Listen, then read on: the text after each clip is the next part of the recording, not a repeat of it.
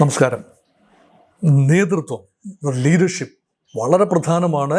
സമാധാന സമയത്തും യുദ്ധസമയത്തും ഒരുപോലെ തന്നെ പ്രധാനമാണ്. എന്നിരുന്നാലും യുദ്ധസമാനമായ സാഹചര്യങ്ങൾ വരുമ്പോൾ ഒരു രാജ്യത്തിന് ദിശാബോധം നൽകേണ്ടത് അതിൻ്റെ ഉന്നത രാഷ്ട്രീയ സൈനിക നേതൃത്വമാണ്. ഇവിടെ പഹൽഗാം ആക്രമണത്തെ തുടർന്നുണ്ടായ പ്രതിസന്ധി ഘട്ടം കൈകാര്യം ചെയ്തത് രണ്ട് രാജ്യങ്ങൾ, ഭാരതവും പാകിസ്ഥാനും, ഇത് കൈകാര്യം ചെയ്തത് ലീഡർഷിപ്പ് ആംഗിളിൽ രണ്ട് വ്യത്യസ്ത രീതിയിലാണ്. ഇത് തമ്മിലുള്ള ഒരു കമ്പാരിസനാണ് ഇപ്പോൾ ഈ വീഡിയോയിലൂടെ ഞാൻ എൻ്റെ സ്നേഹമുള്ള പ്രേക്ഷകരോട് പങ്കുവെക്കാൻ ശ്രമിക്കുന്നത്. നോക്കൂ, ആദ്യം പാകിസ്ഥാനിലേക്ക് തന്നെ പോകാം.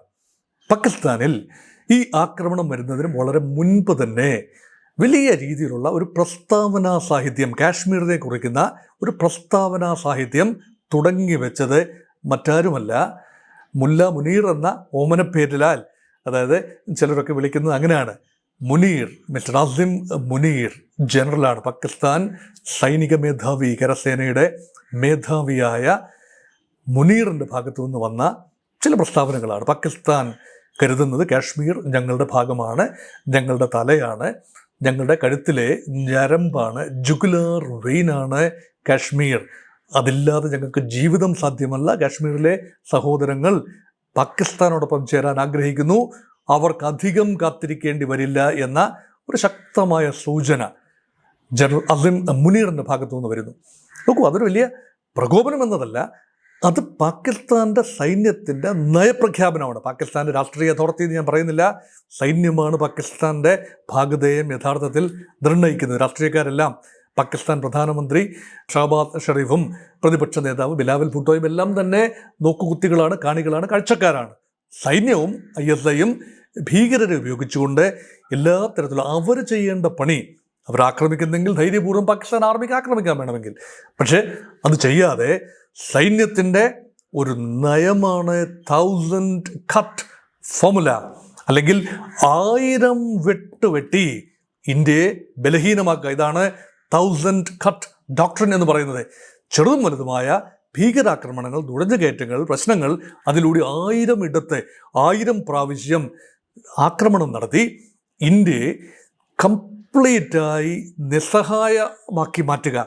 ആഭ്യന്തരമായി ഒരുപാട് ചോദ്യങ്ങൾ വരും, പ്രതിപക്ഷങ്ങൾ ഇളകിയാടും, അതുപോലെ ഹിന്ദു മുസ്ലിം റയറ്റ്സ് ഉണ്ടാകും, ആകെ ആശയക്കുഴപ്പമുണ്ടാകും.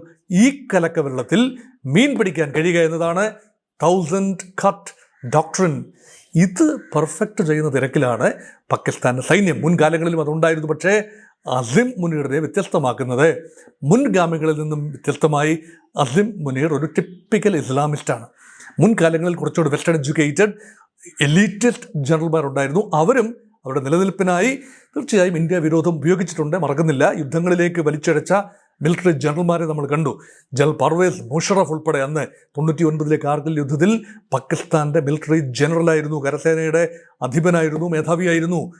അവൻ നവാസ് ഷെറീഫ് എന്ന അന്നത്തെ പ്രധാനമന്ത്രി പറയുന്നു, പിന്നീട് വാജ്പേയിയോട് പറഞ്ഞതാണ്, അങ്കിൾ ഞാൻ അറിഞ്ഞില്ല കേട്ടോ, ദയവായി തെറ്റിദ്ധരിക്കുന്നത്, സത്യമാണ്, ഓണസ്റ്റായ സ്റ്റേറ്റ്മെൻ്റാണ്, ഞാൻ അറിഞ്ഞില്ല, പാകിസ്ഥാൻ സൈന്യം അതിർത്തിയിൽ നുഴഞ്ഞു കയറിക്കൊണ്ടിരിക്കുന്നു, കാർഗിൽ, ദ്രാസ്, ബറ്റാലിക് സെഗ്മെൻറ്റുകളിൽ നുഴഞ്ഞു കയറിക്കൊണ്ടിരിക്കുന്നു എന്ന വിവരം ഞാൻ അറിഞ്ഞില്ല എന്ന് പറയുന്നത് നമ്മൾ മുഖവിലയ്ക്ക് തന്നെ എടുക്കുന്നു. പാകിസ്ഥാൻ്റെ രാഷ്ട്രീയ നേതൃത്വത്തെ പൂർണ്ണമായി സൈലൻ്റായി നിർത്തിക്കൊണ്ടാണ് സൈന്യം മുൻകാലങ്ങളിൽ പ്രവർത്തിച്ചത്. ഇപ്പോഴും ഏതാണ്ട് അതുപോലെ തന്നെയാണ്.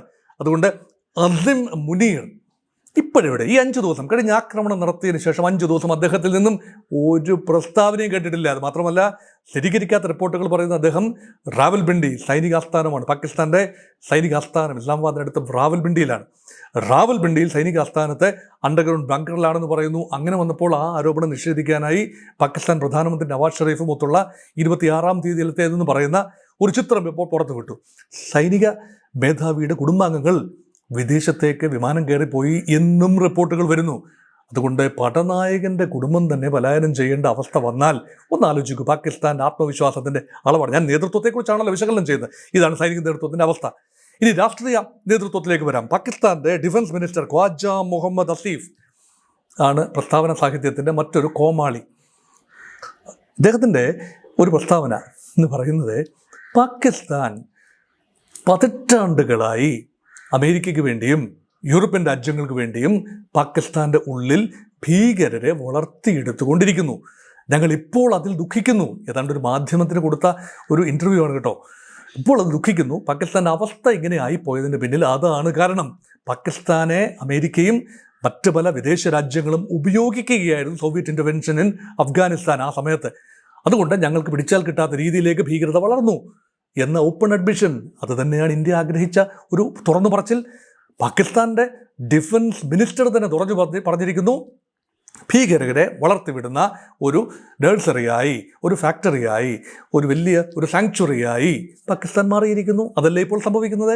അതുകൊണ്ട് അത് അദ്ദേഹം അത് പറഞ്ഞു കഴിഞ്ഞപ്പോൾ അത് വെട്ടിലായി കേട്ടോ. അതുകൊണ്ട് അദ്ദേഹത്തിൻ്റെ ഭാഗത്തു നിന്ന് ആ പ്രസ്താവന വന്നു. പിന്നീടുള്ളത് വിദേശകാര്യമന്ത്രിയാണ്. പാകിസ്ഥാൻ്റെ ഉപപ്രധാനമന്ത്രി കൂടിയായ വിദേശകാര്യമന്ത്രി deputy prime minister Muhammad Ishaq ദാറിൻ്റെ പ്രസ്താവനകൾ കൗതുകകരമാണ്. ഇപ്പോൾ കാശ്മീരിൽ നടന്നത്, പഹൽഗാമിൽ നടന്നത് സ്വാതന്ത്ര്യ സമര പോരാട്ടമാണ്.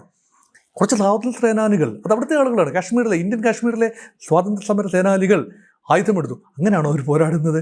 നിസ്സഹായരായ ഈ യാത്രക്കാരെ, അല്ലെങ്കിൽ കാശ്മീരിൻ്റെ സൗന്ദര്യം നുകരാനായി അവിടെ എത്തി വളരെ ശാന്തമായി പുൽത്തകടിയിൽ ഇരുന്ന് ആഹാരം കഴിച്ചുകൊണ്ടിരുന്ന, ഉല്ലസിച്ചുകൊണ്ടിരുന്ന ആളുകളെ കൊന്നുകൊണ്ടാണോ സ്വാതന്ത്ര്യ സമരം നടത്തേണ്ടത്? എന്തൊരു വർത്തമാനമാണത്! അതുമാത്രമല്ല, അദ്ദേഹം ഒരു പടി കൂടി കടത്തി പറഞ്ഞു, വേണ്ടി വന്നാൽ ഞങ്ങൾ ആണവായുധങ്ങൾ വെറുതെ വെച്ചിരിക്കുകയല്ല, 130 ആണവ പോർമുനകൾ ഞങ്ങളുടെ കൈവശമുണ്ട്. വമ്പ് പറച്ചില്ലല്ലേ? നമ്മുടെ കയ്യിൽ എത്രയും കാര്യങ്ങളുണ്ടെന്ന്, നമ്മുടെ ബാങ്ക് അക്കൗണ്ട് എത്രയുണ്ട്, നമ്മുടെ കയ്യിൽ എത്രയും ആയുധങ്ങളുണ്ട്, ഇതൊക്കെ വിളിച്ചു പറയുന്നത് വങ്കത്തരമാണ്, ശുംഭന്മാരാണ് ചെയ്യുന്നത്. തീർച്ചയായും അതിന് ആ വില കൊടുക്കേണ്ട ആവശ്യമേ ഉള്ളൂ. ഇത് ഉപയോഗിക്കാൻ ഞങ്ങൾ മടിക്കില്ല എന്ന രീതിയിൽ അദ്ദേഹം ഭീഷണി മുഴക്കുന്ന ഒരു ചിത്രം കണ്ടു. എത്ര അപക്വമായ പ്രസ്താവനകളാണ്! ഈ അടിക്കാനുള്ളവൻ അടിക്കുമെന്ന് പറയില്ല, അടിക്കാനുള്ളത് അടിച്ചാൽ മതിയാകും. പേടിയിൽ നിന്നുകൊണ്ടാണ് ഞാനിപ്പം തന്നെ അടിക്കുമിട എന്ന് പറയുന്ന ആ ഒരു രീതിയിൽ മാത്രമേ പാകിസ്ഥാൻ്റെ വിദേശകാര്യമന്ത്രിയുടെ പ്രസ്താവനയെ ഇപ്പോൾ കാണാനാവൂ. ഇനി ഈ ഒരു ചക്കളത്തി പോരാട്ടത്തിൽ പ്രതിപക്ഷമാകപ്പാടെ അങ്ങ് അസ്തമിച്ച് പോകാനാവില്ലല്ലോ. അവർക്ക് മിന്നി കത്തിയെങ്കിലല്ലേ പറ്റൂ. പ്രതിപക്ഷത്തെ മുഖ്യമുഖമായ ബെനസീർ ഭൂട്ടോയുടെ മകൻ, സുൽഫിക്കർ അലി ഭൂട്ടോയുടെ കൊച്ചുമകൻ, സുൽഫിക്കർ അലി ഭൂട്ടോയുടെ മകൾ ബെനസീർ ഭൂട്ടോയുടെയും ഭർത്താവ് സർദാറി ആസിഫ് അലി സർദാറിയുടെയും മകൻ ബിലാവൽ ഭൂട്ടോ സർദാറി വലിയ തീവ്ര വികാരമുള്ള നേതാവായി വളർന്നു വരികയാണ്. അദ്ദേഹം മുൻ വിദേശകാര്യമന്ത്രി കൂടിയാണ് കേട്ടോ, ജോയിൻറ്റ് ഗവൺമെൻറ്റിൽ. പിന്നീട് അദ്ദേഹം പ്രതിപക്ഷ നേതാവൊക്കെയാണ്.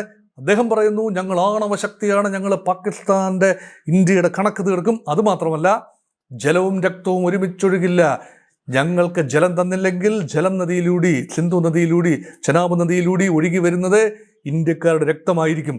ഒക്കെ വമ്പ് പറച്ചിലാണ്. യുദ്ധസമയത്ത് അല്ലെങ്കിൽ യുദ്ധത്തിന് മുൻകൂടി ആയിട്ടുള്ള ഒരുതരം പെരുമ്പറ കൊട്ടൽ എന്നതിൽ കവിഞ്ഞ് പക്വത അവിടെ കാണുന്നില്ല.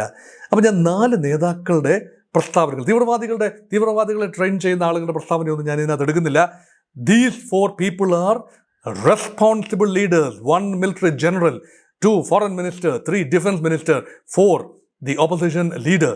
ഈ 4 പേരും എത്ര അൺപ്രൊഫഷണലായി, ഫൂളിഷായി, മുൻപിൻ നോക്കാതെ നടത്തിയ പ്രസ്താവനയാണ്. അപ്പോൾ ഇതിനൊരു രീതിശാസ്ത്രമുണ്ട്. തകർന്നു നിൽക്കുകയാണ് പാകിസ്ഥാൻ.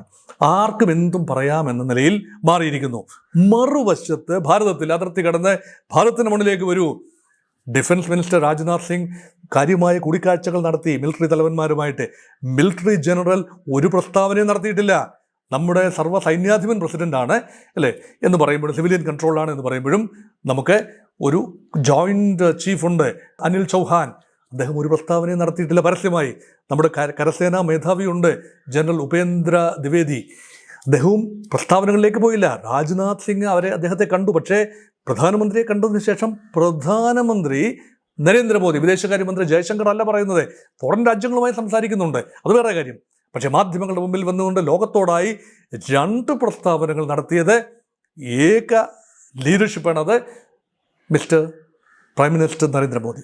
അദ്ദേഹം പറയുന്നു, അദ്ദേഹം പറഞ്ഞ സ്ഥലവും ഇടവും ഒക്കെ നമ്മൾ പ്രത്യേകം നോക്കണം. കാരണം ഒരുപാട് ഡിബേറ്റബിൾ ഒരു പോയിൻ്റാണ്. ബീഹാറിൻ്റെ മണ്ണിൽ, അത് തെരഞ്ഞെടുപ്പ് നടക്കാനിരിക്കുന്ന ബീഹാറിൽ തെരഞ്ഞെടുപ്പ് പ്രചരണമൊന്നും അല്ലെങ്കിൽ പോലും ഈ ത്രിതല പഞ്ചായത്ത് സംവിധാനവുമായി ബന്ധപ്പെട്ട് പഞ്ചായത്ത് ഡേ ആഘോഷമായി കുറച്ച് പദ്ധതികളൊക്കെ പ്രഖ്യാപിക്കാൻ വേണ്ടി പോയ ആ സമയത്ത് അവിടെ കൂടിയ ക്രൗഡിനോടായി ഹിന്ദിയിൽ സംസാരം തുടങ്ങുകയും പിന്നീട് ഇംഗ്ലീഷിലേക്ക് മൊഴിമാറ്റം നടത്തി ഇംഗ്ലീഷിലേക്ക് സ്വിച്ച് ഓവർ ചെയ്തുകൊണ്ട് ശക്തമായ തിരിച്ചടിക്ക് രാജ്യം സന്നദ്ധമാണ്.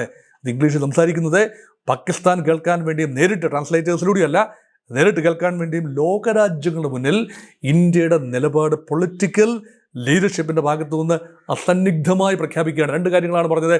ഒന്ന്, ഇതിന് പിന്നിൽ പ്രവർത്തിച്ചവർ, നേരിട്ട് ആക്രമണത്തിൽ ഏർപ്പെട്ടവരെ പിന്തുടർന്ന് ചെന്ന് നശിപ്പിച്ചിരിക്കും. അതിൻ്റെ ഭാഗമാണ് വീടുകൾ ഇപ്പോൾ തകർത്തുകൊണ്ടിരിക്കുന്നത്. അവരെ ഐഡൻറ്റിഫൈ ചെയ്ത് കഴിഞ്ഞു. ഏത് നിമിഷം ഒരു പിടിയിലാകാം. 2, ഞങ്ങൾ അവിടെ ഒതുങ്ങില്ല. ഇതിന് പിന്നിൽ പ്രവർത്തിച്ച അവരുടെ പിന്നിലെ ബുദ്ധി കേന്ദ്രങ്ങൾ, ആ ബുദ്ധി കേന്ദ്രം എന്ന് പറയുന്നത് വെറും പാകിസ്ഥാനിലെ തീവ്രവാദികളെ ലഷ്കർ-ഇ-തൊയ്ബ മാത്രമല്ല, അതിന് പിന്നിൽ അവരെ പ്രവർത്തിച്ച, അവരെ പ്രേരിപ്പിച്ച ഇൻഡോ സർവീസ് ഇൻ്റലിജൻസ്, പാകിസ്ഥാൻ്റെ സൈന്യം, പാകിസ്ഥാനെ സഹായിക്കുന്ന വൈദേശിക ശക്തികൾ, അത് ചൈനയാകട്ടെ, ടർക്കിയാകട്ടെ, ആരെങ്കിലും ആയിക്കൊള്ളട്ടെ, അവരിലേക്കെല്ലാം നീളുന്ന ഭാരതത്തിൻ്റെ ദൃഢനിശ്ചയം എന്ത് വില കൊടുത്തും ഭാരതത്തിൻ്റെ പരമാധികാരവും അഖണ്ഡതയും സുരക്ഷയും കാത്തുസൂക്ഷിക്കാൻ ഭാരതത്തിൻ്റെ സൈന്യം സജ്ജമാണ് എന്ന രീതിയിൽ പ്രധാനമന്ത്രിയുടെ ഭാഗത്തു നിന്ന് പ്രസ്താവന ഉണ്ടാകുന്നു. അത് കുറച്ചുകൂടി അരക്കിട്ടുറപ്പിക്കുന്ന രീതിയിൽ കഴിഞ്ഞ ദിവസം മൻ കി ബാത്ത് പ്രഭാഷണത്തിൽ, റേഡിയോ പ്രഭാഷണമാണ്, അവിടെ മോദി അതേ നയം കുറച്ചുകൂടി ആഴത്തിൽ വ്യക്തമാക്കുന്ന ഒരു കാര്യമാണ് കാണുന്നത്. അപ്പോൾ ഒരു വശത്ത് highly professional armed forces of India under civilian control, അതാണ് പ്രസിഡന്റ് ഓഫ് ഇന്ത്യ. ആ പ്രസിഡന്റിനെ ഉൾപ്പെടെ ആ സംവിധാനത്തെ ചലിപ്പിക്കുന്നത് നമ്മുടെ ഭരണഘടനാപരമായി പ്രവർത്തിക്കുന്ന പാർലമെൻറ്റിൻ്റെ ഭൂരിപക്ഷ കക്ഷിയുടെ നേതാവായ പ്രധാനമന്ത്രിയും, പ്രധാനമന്ത്രിയുടെ നേതൃത്വത്തിൽ പ്രവർത്തിക്കുന്ന ക്യാബിനറ്റിൻ്റെ സുരക്ഷാകാര്യ സമിതിയും എല്ലാം ചേർന്ന ഒരു വ്യക്തമായ കെട്ടുറപ്പുള്ള സംവിധാനം ഭാരതത്തിനുണ്ട്. ആ സംവിധാനം ഇല്ല എന്നതിന് തെളിവാണ് ഞാൻ നേരത്തെ പറഞ്ഞ പാകിസ്ഥാൻ്റെ ഭാഗത്തു നിന്ന് വന്ന അബദ്ധ പ്രസ്താവനകൾ. ഞാനിത് തുലവും ഒന്ന് കമ്പയർ ചെയ്ത് നോക്കാൻ പറഞ്ഞതാണ്. ഇന്ത്യ 4ാമത്തെ വലിയ സൈനിക ശക്തിയാണെന്ന് ഓർക്കണം. പാകിസ്ഥാൻ കേവലം 12ാമത്തെ സൈനിക ശക്തി മാത്രമാണ്. പക്ഷേ Indian army is well organised. Pakistan army stands highly divided. അതും ഓർത്തിരിക്കേണ്ട കാര്യം തന്നെയാണ്. മാത്രമല്ല, പാകിസ്ഥാൻ കടക്കെണിയിലാണ്. 24 പ്രാവശ്യമാണ് സ്വാതന്ത്ര്യാനന്തരം കഴിഞ്ഞ 7-7.5 പതിറ്റാണ്ടിനുള്ളിൽ IMFിൻ്റെ, ഇൻ്റർനാഷണൽ മോണിറ്ററി ഫണ്ടിൻ്റെ ബെയിൽ ഔട്ട് പാക്കേജിന് പാകിസ്ഥാൻ തലവെച്ച് കൊടുക്കുന്നത്. ഇപ്പോഴും ആ പാക്കേജിലൂടെയാണ് മുന്നോട്ട് പോകുന്നത്. അഷ്ടിക്ക് വകയില്ല. ദൈനംദിന കാര്യങ്ങൾക്ക് ചെലവഴിക്കാൻ പണമില്ല. ആർമിക്ക് വേണ്ടി വലിയ തോതിൽ പണം ചെലവഴിക്കുന്നതാണ്. ജനം തെരുവിലിറങ്ങും. ഇപ്പോൾ ജലക്ഷാമം കൂടിയാകുമ്പോൾ ജനം പാകിസ്ഥാനിൽ തെരുവിലിറങ്ങാനുള്ള സാധ്യതയാണ് കാണുന്നത്. ബലൂച്ച്, അതുപോലെ ഖൈബർ പഖ്തൂൺഖ വിഷയങ്ങളൊക്കെ നമ്മൾ കാര്യമായി സംസാരിച്ചതാണ്. ആഭ്യന്തരമായി വൈരുദ്ധ്യത്താൽ, ആഭ്യന്തരമായ കലഹത്താൽ ഉഴലുന്ന പാകിസ്ഥാൻ ഒരു വശത്തെ, സുസംഘടിതമായി നിൽക്കുന്ന ഭാരതം മറുവശത്ത്. ഭാരതത്തിൽ തീർച്ചയായും വിരുദ്ധ സ്വരങ്ങളുണ്ട്. സുരക്ഷാ വീഴ്ചയുണ്ടായി എന്നതിനെക്കുറിച്ച് പ്രതിപക്ഷം കാര്യമായി ഇപ്പോൾ സംസാരിക്കുന്നുണ്ട്. ആദ്യം 1-2 ദിവസം കാര്യമായ സംസാരമില്ല. ഒരുപക്ഷെ ശശി തരൂർ പറഞ്ഞതാണ് എൻ്റെ കറക്റ്റ്. കഴിഞ്ഞ ദിവസം ശശി തരൂരിൻ്റെ ഭാഗത്തൊരു പ്രസ്താവനയുണ്ടായി. അത് വളരെ സെൻസിബിൾ ഒരു കാര്യമാണ്. സുരക്ഷാ വീഴ്ച ഉണ്ടായി എന്ന് പറയുന്നത് വസ്തുതാപരമായി ശരിയായിരിക്കും. കാരണം വലിയൊരു സംസ്ഥാനമാണ്. അവിടെ സ്വാഭാവികമായി സംഭവിക്കാൻ കാര്യത്തിലുള്ള ഒരു സുരക്ഷാ വീഴ്ച അവിടെ സംഭവിച്ചു. അത് മറച്ചു വെച്ചിട്ട് കാര്യമില്ല. പക്ഷേ അത് ആഴത്തിൽ സംഭവിക്കേണ്ട, ആഴത്തിൽ പരിശോധിക്കേണ്ട, വിമർശിക്കേണ്ട, ഗവൺമെൻറ്റിനെ സമ്മർദ്ദത്തിൽപ്പെടുത്തേണ്ട, കുറ്റപ്പെടുത്തേണ്ട സമയമല്ല. ഒക്കെ നമുക്ക് ചെയ്യാം. ഇപ്പോൾ എല്ലാവരും ചേർന്ന്, പ്രതിപക്ഷവും ഭരണപക്ഷവും മാധ്യമങ്ങളും ഇന്ത്യയുടെ സമസ്ത ജനവിഭാഗങ്ങളും ഗവൺമെൻറ് ഓഫ് ഇന്ത്യക്ക് സപ്പോർട്ട് കൊടുക്കേണ്ട സമയമാണ്.